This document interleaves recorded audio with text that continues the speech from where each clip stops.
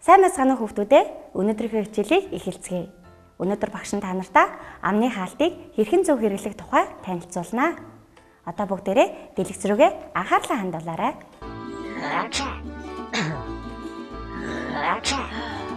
Хүй, хүмүүс саяасан бэ хүүхдүүдээ? Өө зөв, ханиаж бас найтайсан. За ханиаж найтайх үед хүмүүсийн амнаас маш их нян вирус агаарч засагдаж тэр нэмэн вирусээр бусад хүмүүс амьсгалж халдвар төвчөнд тусах аюултай байдаг юм байна. Тэгвэл ханиаж найтайх үед юу хэрэглэх вэ хүүхдүүдээ? Хэрвээ чамд амны хаалт байгаа бол амны хаалт хэрэглэнэ. Харин амны хаалт байхгүй бол хамрын альчуураа дарж ханиаж найтайх юм байна. За хүүхдүүдээ тэгвэл амны хаалт нь маш олон төрлийн байдаг юм байна. Одоо багш нь танарт танилцуулъя. Энэ бол том хүний даавуу амны хаалт. За харин энэ бол хүүхдийн даавуу амны хаалт. За энэ бол шүүлтүртэй амны хаалт. Харин энэ бол нэг удаагийн амны хаалт. За хүүхдүүдээ тэгвэл амны хаалтыг хэрхэн сонгох вэ? Өөрийнхөө нүүрний хэмжээнд тохируулан шалгаж үзэж байгаад сонгоно.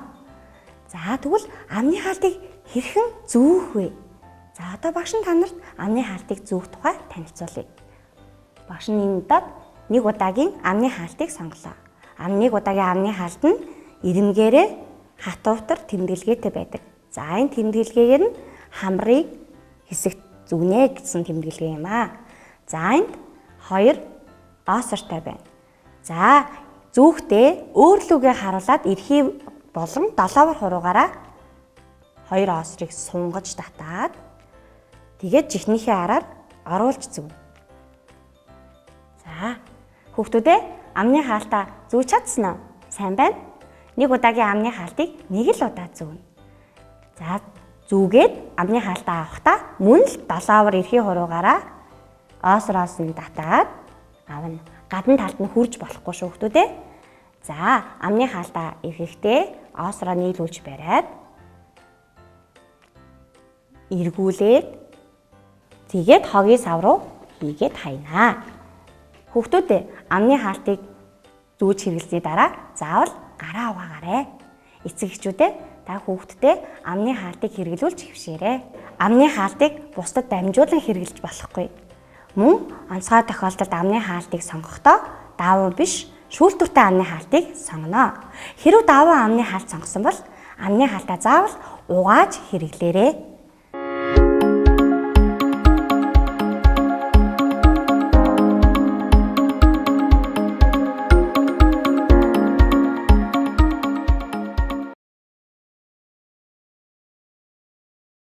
Гутал.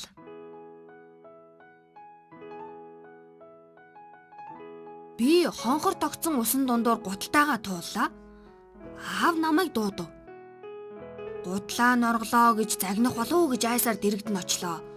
Аав огт зэмлсэнгүй. За доржоо хоёулаа үйлдвэр үзье гэхэд миний баярлсныг хэлээд яах вэ? Би аавынхаа урдуур орж ямар үйлдвэр үзэх вэ гэхэд аав манайд гутлын үйлдвэр, гурилын үйлдвэр, хэвлэх үйлдвэр, төмрийн үйлдвэр, тоосгоны үйлдвэр, цахилгаан станц, хүүхдийн хувцасны үйлдвэр, чихэр боовны үйлдвэр гэдэл олон үйлдвэр бий. Хоёулаа өнөөдөр гутлын үйлдвэр үзье гэлээ. Бид хоёр эхлээд суур машины дуу дүнгэнсэн шир боловсруулах үйлдвэр үзв. Дараа нь эсвүүрийн тасаг руу орлоо. Арьс ширний үйлдвэрээс боловсруулан гаргасан ширээр энэ тасаг төрөл бүрийн гутал бидний хэрэгэлдэг номын цүнхийг эсгэж байв.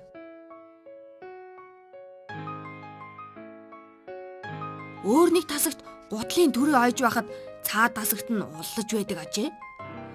Бидний өмсдөг гутал ийм олон хүний гар дамжин бүтдгийм байна гэж би мэдэж авлаа. Бид хоёр гэрлүүгээ буцаж явлаа. Бидний замд зөндөө шалбааг таарлав. Гэвч би усан дундуур гарсангүй.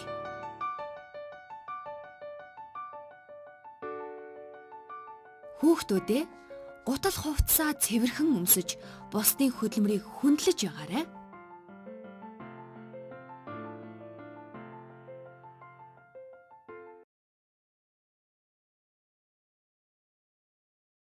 Эвтэй дөрвөн амьтан.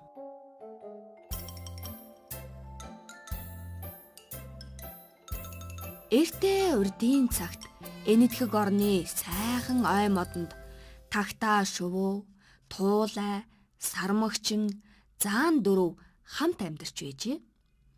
Бид дөрөв эвтэй сайхан суухаас гадна бидний хэн нь ах болохыг мэдэж, тэгээд дүүн ахыгаа хүндлэн өргөж тааллаар нь явъя гэж хэлэлцээд хэн нь ах болохыг бие биенээсээ асууж гин. Намайг тумбаг байхад энэ мод надтай чацуухан байсан. Би шүргөөдөг байлаа гэжээ. Дараа нь сармагчин хэлв. Намайг мойш байхад энэ мод тоглож дүүлэх мөчргөө надтай адилхан байсан болохоор сүүдэр намайг арай чамаал халгалдаг байсан гэж сармагчин хэллээ. Туулай хэлв. Намайг бужин байхад энэ мод сая үндэслэж байсан тул би үндэснээс нь мэрж иддэг байлаа. Гэтэл тагтаа би энэ модны үрийг зууж ирээд энд унахчихсан юм. Тэгээд энэ мод ургасан билээ гэж хэлв. Ийм болохоор хамгийн ах нь тагтаа, дүүн туулай, туулайн дүүн сармагчин, отхон дүүн заан болж таарчээ. Дүүн ахыгаа хүндлэхээр хилэлцсэн тул заан сармагчин хүндэлж нуруунд дээрээ гаргав. Сармагчин туулайг ахаа гэж мөрөн дээрээ суулгав. Туулай тагтааг ахаа гэж дээрээ гаргавал тэр нь өнөөх том модны үр жимсэнд хүрч ах дүү нартаа түгээн өгч ивэдэг болжээ. Ийхүү энэ дөрвөн амьтан бие биеэ хүндлэх болж эвтэй найртай байсаар жаргалтай болов гинэ. Хүүхдүүдээ бие биенээ хүндлэж эвтэй найртай тоглоорой.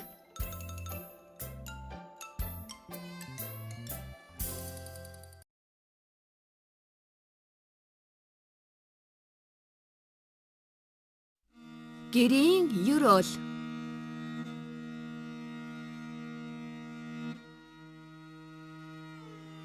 Өргөө цагаан гэрийнхээ ерөөлийг айлтгая. Урт цагаан туурахтай. Уран тагнаа хаяавчтай. Далай цагаан дээвэртэй. Дархан ширмэл үүдтэй. Дөрвөөр ширмэл дөрвөн бүслүүртэй. Ар өвөр тийшээ зөргсөн 12 оосортой, хоошоо урагшаа зөргсөн 24 оосортой бөмбөй цагаан өргөө юм байна. Гэрийн доторх нэгэн зүйл гэр. Хорл эрдэн тоонтой. Норов эрдэн уянтай. Хаш эрдэн хантай.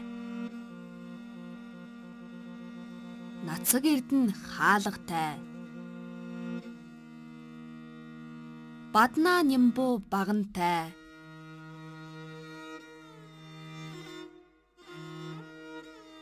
Батган тулгатай юм байна.